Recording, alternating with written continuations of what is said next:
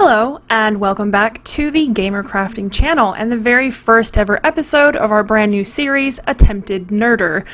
In this series, we will be trying out different crafts, activities, and creative exploits for the hopeful entertainment of you good folks who join us here on YouTube. I'm Angie Indy Dyer and General Mess, and in this inaugural episode, I'm trying out resin crafting.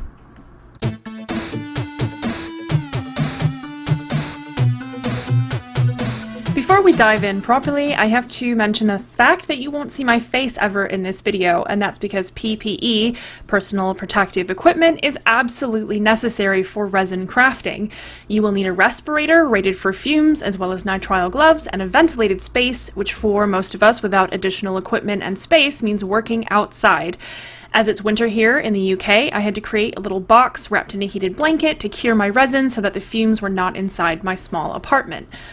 I also have to mention that I researched for months before trying resin and still had several epic fails.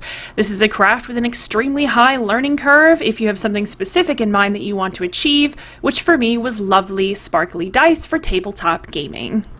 I have wanted to try resin crafting for years, so when I got some craft store gift certificates for Christmas, I decided that the time had come. I ordered the requisite supplies, a 1-to-1 ratio resin kit, which was about 22 pounds, a pack of dice molds, which you see here, which was 14 pounds, alcohol inks for 10 pounds, and some glitter for 5 pounds. Due to my job as an independent yarn dyer, I already had the respirator and the gloves, as well as a silicone mat that I had previously used to protect some surfaces from heat. If you are someone who is extremely bothered by stickiness, resin crafting likely is not for you. It gets very messy, as you will see, and very sticky, and in many cases my only saving grace was that silicone mat. You can get one like mine for about 10 pounds from anywhere that sells baking supplies. As you can see, my silicone mat looks very worn. Those are largely dye stains used from when I did use it to protect other surfaces while yarn dyeing. So on my first attempt, I used the little included plastic measuring cups to measure equal parts of part A and part B of the resin.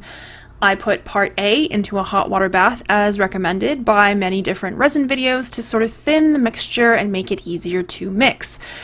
You have to mix resin for at least 3 to 5 minutes. It feels like forever, but you can't mix quickly or you might introduce air bubbles. I have learned that everything is a risk of introducing air bubbles into your resin, including looking at it in a slightly aggressive manner. If you don't have a pressure pot, bubbles are all but inevitable. The best that we can do is to try and mitigate them the best that we can by mixing slowly, leaving it to rest, and occasionally using heat and alcohol to pop them.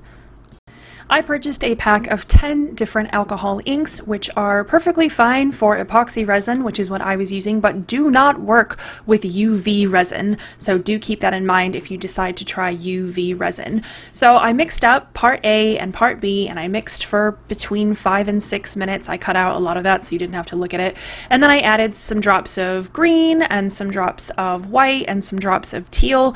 And I also added a little bit of glitter and then gave it all a stir to make sure that it was well incorporated. As you can see, the dice molds that I bought have little lids. I have come to learn that these are squish molds, and while easier than molding your own dice out of silicone, they are a little bit of a challenge.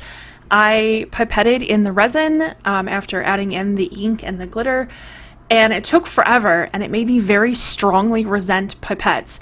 The glitter clogged them, they got sluggish after a while, and they were generally like a pretty sticky mess. But I was pretty hopeful that I had just created the most beautiful RPG dice that the world had ever seen.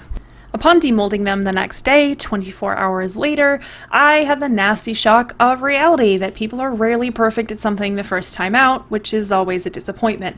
There were big chunks missing from my dice where air bubbles had formed as they degassed. A total tragedy. I was pretty disappointed, but I had the idea of, what if I added some more resin and I put the dice back into the molds? So I mixed up another batch of resin on the next day. You can see I'm using like an old silicone baking sheet to mix it up because I realized that once you mix parts A and parts B in those little plastic cups, You can't get the resin out. It bonds with the plastic, obviously, so you can see me sort of struggling with that. It's obviously not a baking sheet I intend on using for food again. You can't be doing that. That's a bad idea. So I mixed up some resin and I added some drops of the purple alcohol dye.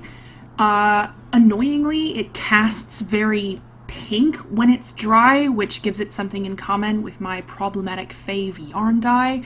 So this method of adding extra resin to cover up those holes in the dice did not really work out, despite my reassurances to a friend that it was definitely a great idea and almost certainly wouldn't go poorly for me.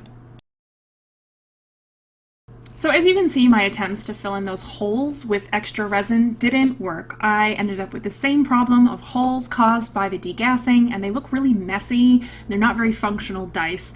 And in the case of one of them, I put it into the mold. I put it back into the mold incorrectly, so it's got like double numbers on some of the sides, and it just was not a technique that worked at all. I then ordered a few more molds and bits that I thought might make things a little bit easier for me, so I ordered a couple of these silicone measuring cups. It makes it so that they're much easier to clean than the little plastic measuring cups. They are reusable and you can clean them, and they have that little pour spout, which makes it a little bit neater as well. So I ordered a couple of those, and honestly it was probably one of the best decisions that I made while on my resin journey. And I also bought myself a couple of other molds because I thought maybe I needed to take a break from attempting to make some dice. There's a lot of different methods that I've seen for trying to minimize bubbles in your resin. Like I said earlier, there's mixing slower, etc., but this water bath was by far the thing that I got to make those bubbles rise to the surface more than anything else did. Once you've let it set, after you've mixed it, you can sort of blast the surface a little bit with just like a household lighter. Definitely don't hang around on the surface because the silicone cups are silicone. That steam that you can see is from the water bath, not from the silicone melting or anything, so don't worry. That can also help once you've poured it into the molds. I only did it a few times because it didn't seem to have a massive impact for me, but I know other people have found a lot of success with that particular method, or with misting isopropyl alcohol over the top of your molds once you've poured it. One of the other molds that I got is a bookmark mold, which I was really excited about because I'm a big writer. These are very popular on Etsy. You can find lots of people that are selling really beautiful personalized resin molds, so if you like the like of this but you have no interest in doing resin as a craft, which I don't blame you because it is pretty work intensive, then definitely go and check out some of those makers on Etsy or on their own small platforms. So I poured just pure clear resin into this mold because I wanted to experiment a bit with the alcohol inks that I had gotten for the resin. In my research, I found people saying anywhere between 3 and 10% of your project could be color before it would start impacting the chemical reaction that occurs between part A and part B of the resin. I wanted to try it for myself, and I also wanted to just kind of experiment a bit with colors. Obviously, that's my job as an independent yarn dyer, so I wanted to see exactly how much of that could, transfer over to using resin crafts. So these molds are actually very thin, so I was trying to be conscious to not overfill it because, well, as you'll see later in the video, that's something that does happen later. So I busted out my alcohol inks, and I kind of just had some fun dripping in some colors. The thing with resin is that I said earlier in the video, it has to be quite warm for the resin to cure properly. Most manufacturers of resin say about 20 degrees Celsius in order for that resin to cure properly. As I said, it's winter here in the UK, so I had to kind of create like a little warm box for mine because it wouldn't cure if I left it outside. If you are somebody who wants to try resin, but you are either, a bit impatient, you don't want to wait for 24 hours, or you don't have a space indoors where it's warm for it to cure, you could also try UV resin, which is pre-mixed. There's no like part 1 and part 2 to mix together. It just comes in a bottle and you can use it as is, and then you have to have like a UV flashlight where you can leave it in the bright sunshine for it to cure, and it'll only take a few minutes. It's something that I really want to try out, but if, it's possible that it might be something that might work for you if you're wanting to try resin but you don't have someplace in where it's warm that you could cure it without having to worry about fumes. Another thing that you might notice in watching me do these bookmarks specifically is that while I'm dripping the ink in, that ink goes all the way out to the edges. But if you keep watching it, especially as I add more colors and later on when I show you the finished projects after they've cured, that ink tends to pull back towards the center of the project. You can sort of try and mitigate that by waiting until the resin is sort of half cured to go and add your colors. That helps. Watching it for a while and adding a bit more color can also help. But as I said, again, as it's winter here, I couldn't keep taking it in and out of the little box that I made for it because the rapid temperature changes could mess with the curing. So I'll maybe be able to experiment with that a little bit more as the weather gets warmer and it's more reliably warm through the night. I can leave a piece out there for a few hours and just kind of go back and poke at it and check at it without risking messing it up. I will say that this is probably one of my favorite ways to use resin in all of my experiments over the last month. This was only like the second time that I did a resin pour, but it's something that I have discovered that I really enjoy, is playing with those colors, watching how they interact, watching how the alcohol will then spread through the resin and then sort of contract a bit. Especially you can see it a lot with that white ink because the white ink is heavier than the other ink, so it has a tendency to cut through the other colors more, and it also has a tendency to sink down towards the bottom of the project more, leaving the top a bit clear, and most of that color will sort of congregate towards the bottom of the piece that's laying flat against whatever surface you're working on. That was another thing that I wanted to mention rather, was that you have to make sure that your workspace, wherever you're working and curing your resin, is completely flat. You will see later why that is absolutely necessary. It was a complete error on my part. An epic fail is what happened to me with regards to where that's concerned. So you have to make sure that your surface is completely level, but this particular method I found to be very enjoyable, very like calming and mindful and therapeutic, and it gave me sort of the same joy that I get from coming up with new yarn colors, but without then having to like do all of the work that comes after that for me with regards to the yarn business, which is, photographing and putting it up on the website and marketing and running ads and scheduling social media and writing emails and all that kind of stuff.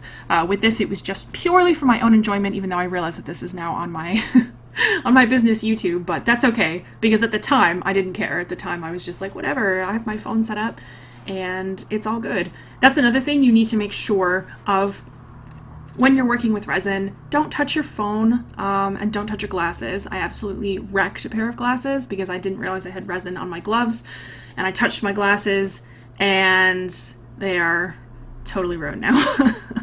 So that's something to keep in mind as well.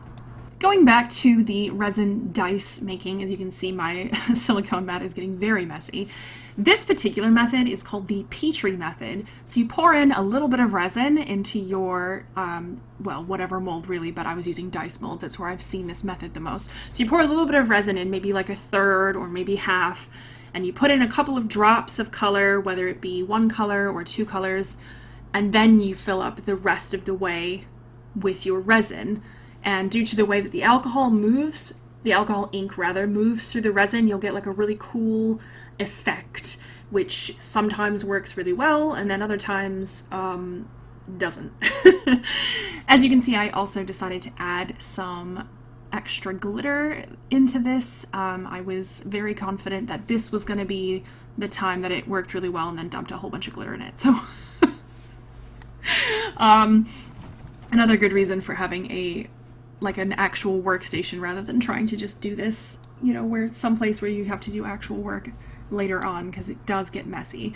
So as you can see, I'm going to go ahead and I'm not pipetting resin in through the little tiny holes this time because I wanted to use that chunkier glitter and I got annoyed at the pipette, so I decided that I was just gonna pour the resin into the mold and see how that worked. And I was doing this with the full intention that I was not going to put that lid on.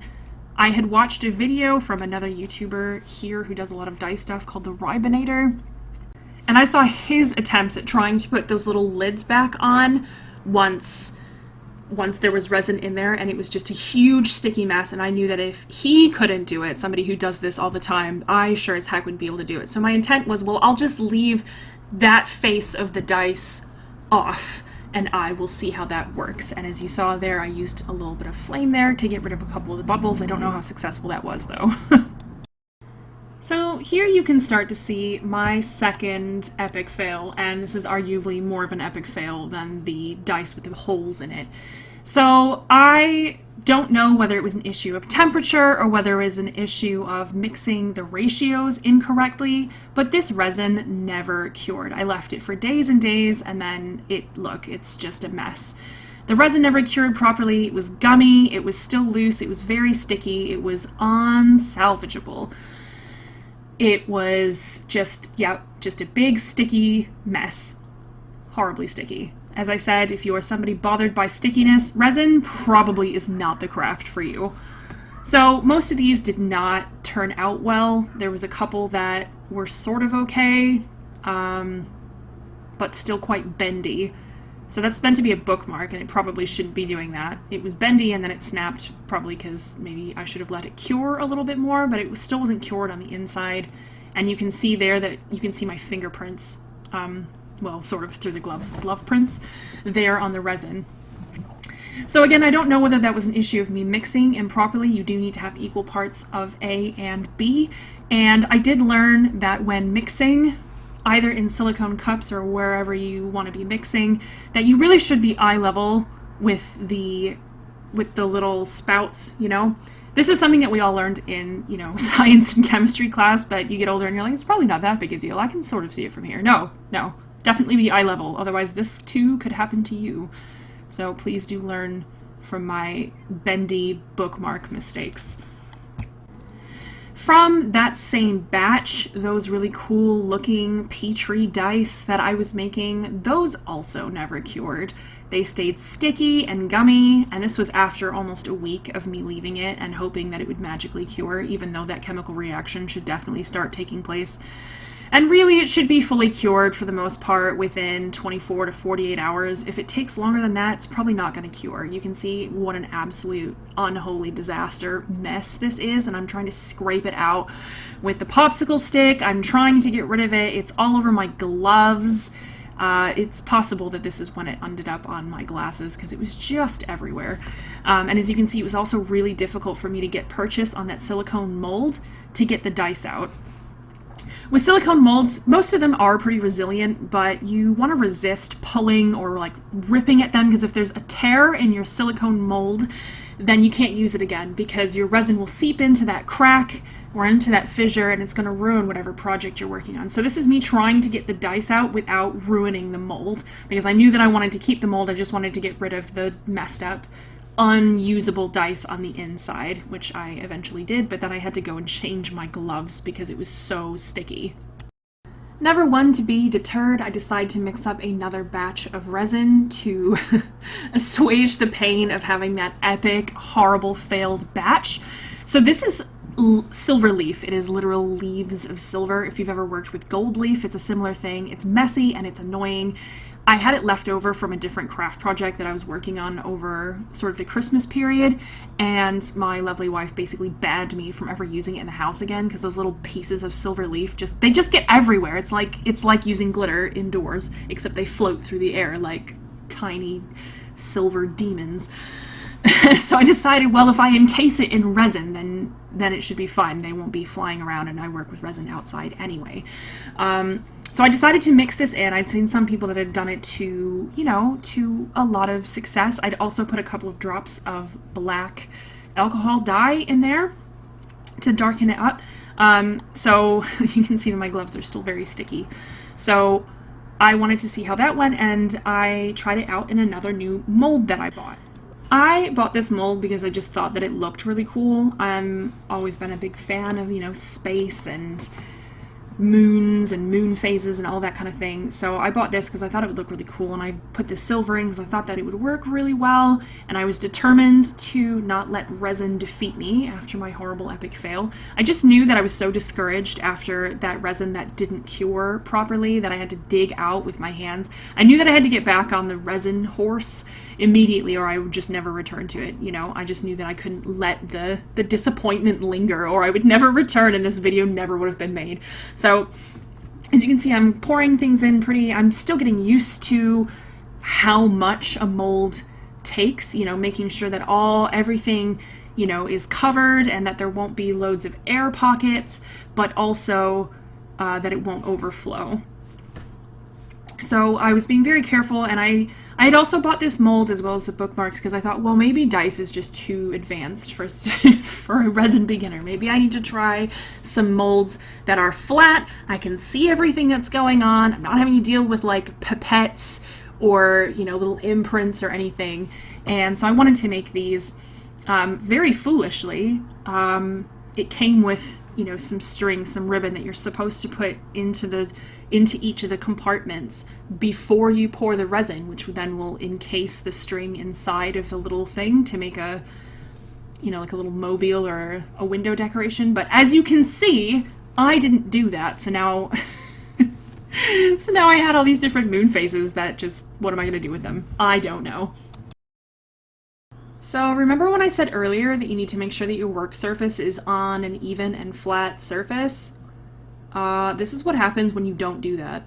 This is what happens when all of your bookmarks leak resin all over the little thing that you were using to carry it in and out of the box, warming box, and you end up with shards of resin at the bottom of your bookmarks and then just a big pile of resin wherever it happens to spill. Luckily for me, it was on top of this, it's like an old Tupperware lid that I don't use for cooking anymore. So it was on top of an old Tupperware lid, so it was fine and it didn't ruin anything. I was able to like pry the resin off. I was able to pop it off. But if that resin gets all over, you know, like your wooden counter, you know, your wooden table or a countertop or something, you're gonna be hating your life a lot. Much like how I was hating my life when I discovered that I had done this. So here we are. What is this epic for number 4 that we're heading into? So this was a D20 that I made. You can see it's quite a big D20. I made it from that same pour that I made the celestial moons and stars with. It cured properly, it looked really cool, but it had this really irritating ridge where the 1 should be on the D20.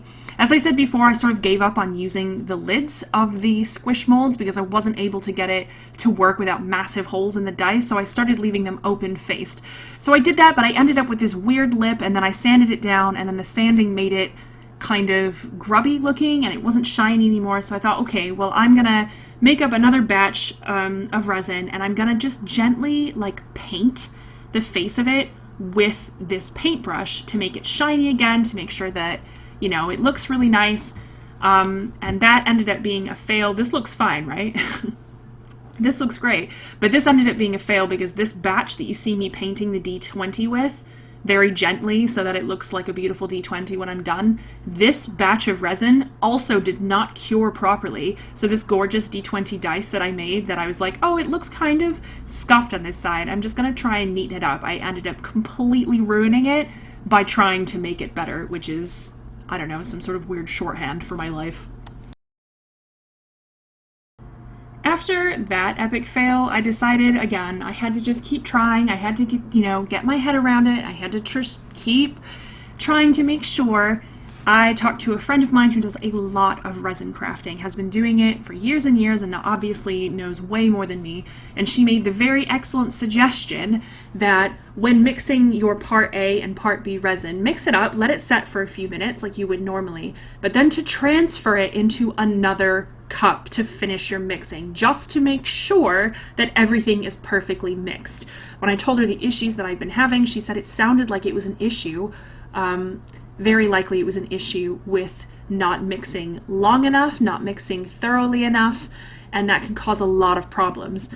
You need to make sure that both parts are equally distributed throughout the cup, otherwise whatever you're making isn't going to cure properly. So I mixed up another batch and I used her method of cup swapping, and I had bought myself this cute little mold as well. It is a bear. It is meant to be a keychain. I really like bears. I also got glitter from the same shop. It's called, I think it's called Resin Supply Shop. I will put a link to that small business down in the comments. So I decided to make this, and then I made a few other things as well, which you will see at the end, including some buttons. I don't know if I filmed the buttons or not. I don't think that I did. At least I cannot find the process of me filming the buttons. To be totally honest with you, once I figured out this hack of cup swapping to mix part A and part B, you mix it for, you know, they say between 3 and 5 minutes. You're probably going to be better erring on the side of 5 or 6 minutes. Once I figured out that cup hack, my problems with my resin not curing properly completely evaporated. It was a complete and total game changer for me. You know, you saw that I had several that just didn't cure properly, and it was just messy, and you're digging it out of your molds, and it's really kind of demoralizing. It makes you not want to keep working on a craft. But that cup swapping hack is excellent. I highly recommend it. So from there on, it was just me trying different things, trying different molds, trying different glitters, like seeing what happens if I poke things into the side of a mold that doesn't want to get all the way in. What happens if you end up overfilling a mold? So from here on, it was just me kind of experimenting and trying different things and trying different molds. I also got some molds from a craft destash that a friend very nicely saw this destash and snapped them up for me.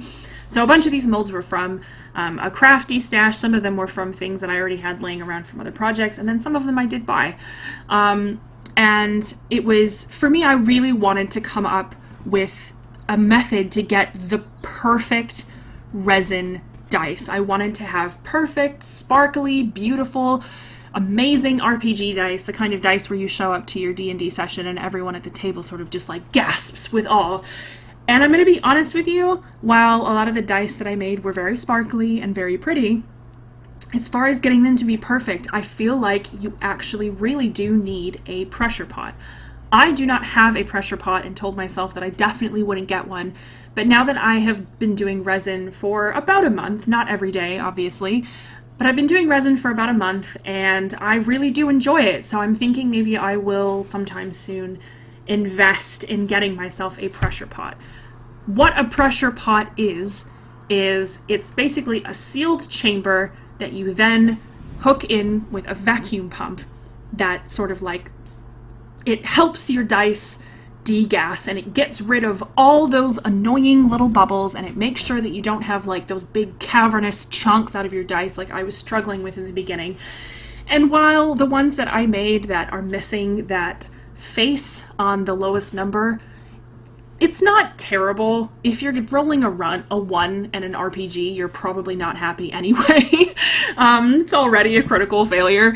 So it's fine to not have that face on there, but I am an obnoxious perfectionist at my very core, and I really want to have perfect dice. Not because I have any intention of selling them, because I don't. I have no intention of ever selling any of the resin stuff that I make. Because resin is toxic, the fumes are, and because it can be fiddly and frustrating if your resin doesn't set up, or if the glitter all sinks to the bottom, or if your mold splits and that kind of thing. It's not something that I want to do for a business because I don't know enough about it. Obviously, you've all seen me have epic fails in this video, but it's also something that I kind of want to keep just as a hobby.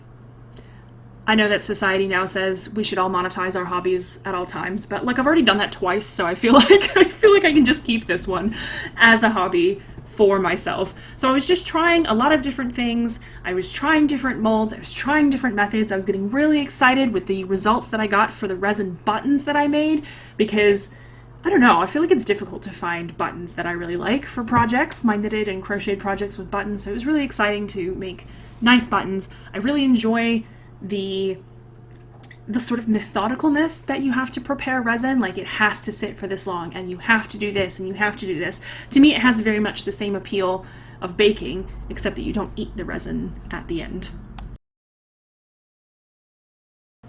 I made one last attempt having a full set of tabletop RPG dice that I wanted to be like the ultimate set of dice. I used the Petrie method with dies, as you can see, to try and make a rainbow set of dies. I also used a lot of glitter. My favorites have turned out to be a specific kind of glitter called color shift or chameleon glitter, which sort of catches the light in a really fun holographic way. The chunkier glitters will always sink to the bottom of your piece. There's just not really any amazing way around that unless you're going to try layering, which, as I said, I haven't had a chance to do due to the way that the weather works. So I worked on this set of dice, and I found that specifically this blue triangle is very difficult because putting any glitter in means the point of the dice at the very bottom ends up weirdly inverted. So I worked at these, and then after I demolded them on the next day, I used their wire clippers. Some people use like craft clippers to snip off the extra pieces of resin, and I tried to kind of sand them down, and then I did what is called doming. So doming is basically what I was kind of trying to do the first time with the dice, try to fill in the holes. A lot of people were really bothered by holes in their resin, so what they will do is they will sand down just enough to get rid of the holes and then kind of painting a little bit of resin over the top to bring back the shine and to sort of reinvigorate the piece. Doming is kind of similar, and I basically tried to do that with these, and it was pretty successful. Like, the dice are all functional, they work really well. But I am still bothered that that one face isn't there. And I know that some of the RPG tabletop gaming sticklers that I play with will probably also have the same commentary. This D20, this really big one, was my favorite. I really enjoyed working with the enormous dice molds. They were easier for me to see what was going on, and they were way easier to paint. So what I mean by painting is you can see that the colors in the numbers. So what I used was acrylic paint. I used silver on some of the dice, and I used black on the other ones. And basically what you do there is you use a paintbrush and some acrylic paint, and you just sort of fill the numbers in, and then you wipe it off with a paper towel. I've seen other people have it be perfect with just filling it and then wiping it off, but I found that I also had to go back in with like a wet Q-tip later on to clean up the dice because the paint had left kind of like a smear over. But honestly, that worked out pretty well. So after my month of experiments with resin, I ended up with like a bunch of workable dice that look pretty cool. They're not perfect. They don't have the lowest number face on them. It's just flat and shiny there. I learned a lot about resin. I ended up with some pretty cool stuff other than just the dice as well, even though the dice were my main thing as to why I wanted to try resin. I also made a wand, as you can see here, using the alcohol inks. You saw me make that big leaf, which I intend on hanging up in a window. I made some really cool bear keychains that are extra sparkly. But another thing to note is that you can see the back of this bear is not as shiny as the front. So when you're buying molds for your resin, you need to make sure that the molds are shiny. If the molds, the inside of them, are not shiny, your piece will not be shiny either, which is something I sort of wish that I knew before I bought the bear mold, but there you go. I also made this really cool looking mermaid comb because I am a 5-year-old at heart, using extra glitter, of course. I also made a whole bunch of buttons using obviously epic amounts of that color shifting chameleon glitter. I really loved the button molds. They were small, they didn't use very much resin because resin's not very cheap. They turned out amazingly. I'm really excited to be able to make buttons for friends and for projects, etc. I just wish that the molds that you could get for buttons were a little bit bigger. I also made some pixel hearts. I don't know what I'm going to do with them. I had an initial plan that involved like making a light fixture, but the hearts, when I got the mold, were much smaller than I had thought. So I don't know exactly what I'm going to do with these, but for now they're sitting as paperweights on my desk, and they just look pretty cool. The finished bookmarks, the ones that didn't end up bendy or ruined from lack of a flat surface, they set up really well, and they're nice and thin, and they look really cool. I attached little tassels on them as well. They work really well as bookmarks, and I think they would make really good gifts for people who like to read, I guess. Here was a box that I made off camera. I did not film this particular pour, and it turned out well. It's set up really well. The glitter looks really cool. You can see the zillions of air bubbles though, and with that one, it was because I was really impatient and I was stirring far too fast. I also felt like this one was a bit disappointing because the sides of the box, even despite the air bubbles, turned up kind of weird and matte. You can see that the bottom is really shiny. That was the top of the mold as I was pouring, but these sides are kind of dull, so I'm going to try and fix up that box by painting another layer over it. So this has been Attempted Nerder, episode 1 of our new series here on our YouTube channel. I hope that you enjoyed watching me fail horribly at learning how to use resin, and if you're somebody who's going to maybe try out resin, I hope that this had some helpful tips for you. I hope that me having epic fails might mean that you have less epic fails and that you can just jump straight into success right away. Thank you so much for watching here on YouTube. I hope that you will like and subscribe, and do tune in for other videos that we have planned. We have more deep dives planned. We also have more episodes of Attempted Nerder planned, including a kit guitar and some tie-dye and some other really cool stuff. So we hope that you will come and join us for that. For now, thank you so much for watching, and this is Angie, Indie Dyer, and General Mess. Keep crafting!